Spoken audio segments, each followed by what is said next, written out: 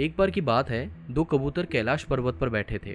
कैलाश पर्वत जैसी सुरक्षित जगह पर बैठने के बाद किसी चिंता की बात ही नहीं थी। वे दोनों कबूतर आपस में बात कर रहे थे। इतने में वहाँ यमराज जी आए। उन्होंने अपने वाहन भैंसे को वहीं बांधा और दोनों कबूतरों की तरफ देखा, फिर अंदर शिवजी से मिलने चले गए। थोड़ी देर बाद में विष्णु जी आए। गरुड़ पर बैठकर गरुड़ को वे बांध नहीं सकते थे, इसलिए वह इधर उधर घूम रहा था और विष्णु जी भी शिव जी से मिलने अंदर चले गए। जब गरुड़ जी इधर उधर चक्कर लगा रहे थे तो दोनों कबूतर उन्हें देखकर कांप रहे थे। क्या हुआ? आप दोनों इतने घबराए हुए क्यों हैं? यमराज जी आए हैं, अपना भैंसा यहाँ बांधकर अंदर गए हैं। फिर विष्णु जी भी आए हैं और वे भी अंदर चले गए।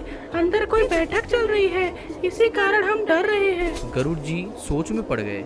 यह तो सचमुच समस्या है, क्योंकि यमराज जी तो उन्हें ही देखते हैं जिनके प्राण लेने होते हैं, वरना तो उनका कोई मतलब ही नहीं होता। ठीक है, कोई बात नहीं, आप दोनों मेरी पीठ पर बैठ जाओ, मैं आपको एक सुरक्षित जगह पर छोड़ आता हूँ। कबूतर गरुड़ जी की पीठ पर बैठ गए और वे उन्हें सुमेरु पर्वत पर ले जाकर छोड़ दिया। फिर गरुड़ जी एक ही उड़ान में वापस कैलाश पर्वत पर आ गए। थोड़ी ही देर बाद यमराज जी बाहर निकले। वे बहुत चिंतित लग रहे थे। अपने सिर पर उंगलियां घुमाते हुए सोच में डूबे चले आ रहे थे। क्या हुआ महाराज? आप बहुत चिंतित लग रहे हैं। हाँ गरुड़, समस्या तो है।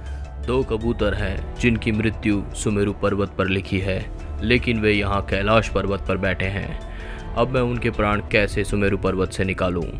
यही सबसे बड़ी समस्या है। अब मैं क्या करूं? महाराज, मैं तो अभी अभी उन्हें सुमेरु पर्वत पर छोड़कर आया हूँ। देखो गरुड़, मैंने पहले ही कहा था ना, जो लिखा है वही होकर रहेगा। यह हमारी ही चाल थी। अब मैं वहीं जाकर उनके प्राण ले आता हूँ। यही तो प्रकृति का खेल है। प्रकृति के विपरीत कोई नहीं चल सकता। होनी को कोई नहीं टाल सकता। होनी कभी टल नहीं सकती। होनी कभी टल सकती है क्या?